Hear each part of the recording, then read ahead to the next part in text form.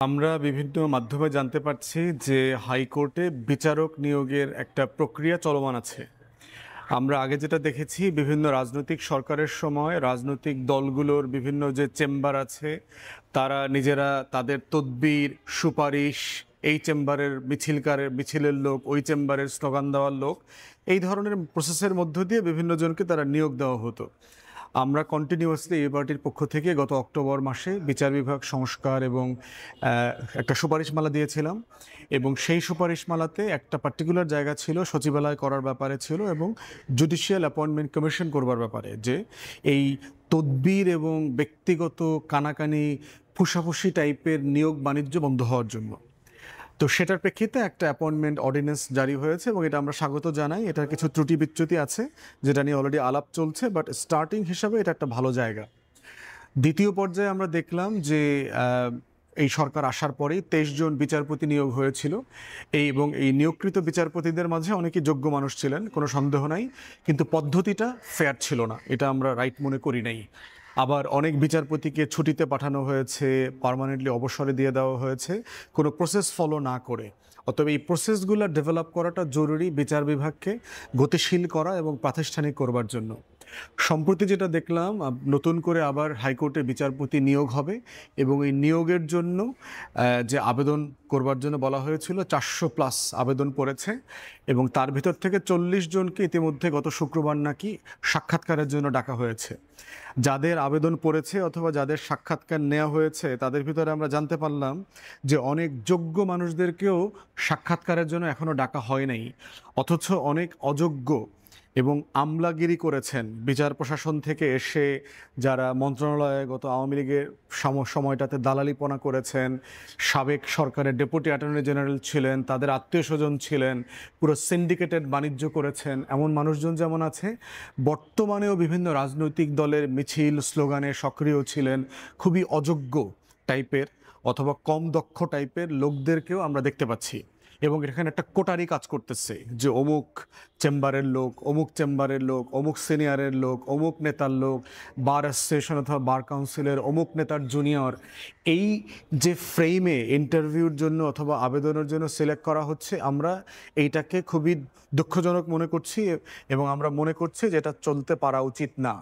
তো সেই বাস্তবতায় আমরা প্রধান বিচারপতি, অ্যাটর্নি জেনারেল অফিস থেকে শুরু করে বারের যারা নেতৃবৃন্দ আছেন সবাইকে বলছি, গণ অভ্যুত্থানের পরে বাংলাদেশে যে নতুন আকাঙ্ক্ষা তৈরি হয়েছে সেই আকাঙ্ক্ষার প্রেক্ষিতে বাংলাদেশে বিচারপতি নিয়োগের ব্যাপারেও দ্য বেস্ট অ্যান্ড ব্রাইটেস্ট, সবচেয়ে যোগ্য, সৎ, দক্ষ বিচারপতি নিয়োগ হওয়া দরকার এবং সেটা বার থেকে হওয়া দরকার এবং নিম্ন আদালত যারা আছে সেখান থেকে নেওয়া দরকার। এই বেস্ট অ্যান্ড ব্রাইটেস্ট সিলেকশনে যেরকম টাফ হওয়া দরকার, অ্যাকাউন্টেবল হওয়া দরকার এবং সাক্ষাৎকার প্রসেসের মধ্য দিয়ে যেই ক্রাইটেরিয়াগুলো ফুলফিল করা দরকার আমাদের বিচার বিভাগকে আধুনিকায়ন করা এবং মানসম্পন্ন করবার ব্যাপারে, সেইটা আমরা দেখতে চাই। সেক্ষেত্রে আমরা অন্তর্বর্তীকালীন সরকার, আইন মন্ত্রণালয় থেকে শুরু করে অ্যাটর্নি জেনারেল এবং মাননীয় প্রধান বিচারপতি সবাইকে অনুরোধ করছি, দয়া করে যোগ্যতা, দক্ষতা, সততা এই ব্যাপারে কোনো কম্প্রোমাইজ করবেন না। যদি এটা করেন এবং আপনারা যদি রং সিলেকশন করেন, আওয়ামী দালালদেরকে কোনো ফর্মে ফিরায় নিয়ে আসেন, আওয়ামী চেম্বারের জুনিয়র অথবা সুবিধাভোগী কাউকে ফিরায় নিয়ে আসেন, অথবা মিছিল স্লোগানে মুখরিত ছিল এমন কর্মীদেরকে এনে বিচারক বানান, আমরা কিন্তু নাম ধরে ধরে প্রেসে বিভিন্ন জায়গায় তাদের ব্যাপারে কথা বলবো এবং নেম কলিং করব। এবং সেক্ষেত্রে এই দায় বিচারপতি নিয়োগের যে কমিটি আছে এই কমিটি এড়াতে পারবেন না, সেটা আইন উপদেষ্টা হোক, মাননীয় অ্যাটর্নি জেনারেল হোক আর প্রধান বিচারপতি হোক। আমরা জাতির পক্ষ থেকে, জনগণের পক্ষ থেকে আপনাদেরকে জবাবদিহিতার আওতায় আনবো এবং আপনাদের ব্যাপারে আমরা জাতির কাছে কথা বলবো যে আপনারা গণ অভ্যুত্থানের চেতনাকে, স্পিরিটকে ধারণ করেন নাই, আমাদেরকে as a nation and country fail করেছেন। অতএব সেই জায়গাতে আমরা বোধ করছি আপনারা দয়া করে প্রসেস ফলো করবেন, স্বচ্ছতার ভিত্তিতে করবেন এবং বেস্ট অ্যান্ড ব্রাইটেস্টদেরকে আপনারা দয়া করে বেঞ্চে আনবেন, যেন জাতির যে ন্যাশনাল রিফ্লেকশনস আছে, জাতির যে অ্যাসপিরেশন আছে সেটা যেন এখানে প্রসেসের ভিতরে রিফ্লেক্টেড হয়। এরপরে হচ্ছে সুযোগ সুবিধা। 1 লাখ 1.5 লাখ টাকার যে বেতন ভাতার কাঠামো আছে এটা দিয়ে বার থেকে খুব যোগ্য আইনজীবীদেরকে আপনি পাবেন না। ন্যূনতম এই বেতন ভাতাটা বেস্ট লয়ারদেরকে যদি অ্যাট্রাক্ট করতে হয় সেটা 5 লাখ টাকায় নেওয়া যেতে পারে। অন্যকে ইনসেন্টিভ দেবেন, সেই ব্যাপারগুলো ভেবে দেখেন। কোর্টের আয় প্রচুর, শত শত কোটি টাকা কোর্টের উপার্জন আছে। কোর্ট চাইলে নিজস্ব বেতন ভাতার কাঠামো তৈরি করতে পারে আলাদা সচিবালয়ের মধ্য দিয়ে, এবং সেটা ন্যায্যতা করা দরকার। সিনিয়র অ্যাডভোকেটদের ভিতর থেকে যাদেরকে অ্যাপেলেট ডিভিশনে নেওয়া যেতে পারে তাদেরকে নেওয়া দরকার, কারণ অ্যাপেলেট ডিভিশনে মামলার জট আছে। ইতিমধ্যে ঐকমত্য কমিশনে আমরা হাইকোর্টের বেঞ্চ বিভাগগুলোতে নেয়া অথবা গুরুত্বপূর্ণ জেলাতে নেয়া এবং উপজেলা আদালত তৈরি করবার ব্যাপারে আমরা মোটামুটি একমত হয়েছি। সেগুলোর বাস্তবায়ন প্রক্রিয়াটা কি হবে সেটা নিয়েও আপনাদের মধ্যে কথা হওয়া দরকার, এবং চ্যালেঞ্জ কী কী আছে, কোথায় কোথায় স্পেস তৈরি করতে হবে এবং ট্রেনিংয়ের ব্যবস্থা করতে হবে সেটা দেখা দরকার। সব মিলিয়ে আমরা বোধ করছি বিচার বিভাগকে ঢেলে সাজানো না গেলে আইনের শাসনের যে স্বপ্ন এটা অধরা থেকে যাবে। অতএব সেই জায়গাতে নিম্ন আদালতের এত লক্ষ লক্ষ মামলা কেন তৈরি হচ্ছে এটা সমাধান করা যায় কিনা, যেটা আমরা বারবার বলেছি ম্যাক্সিমাম মামলা হচ্ছে জমির মামলা।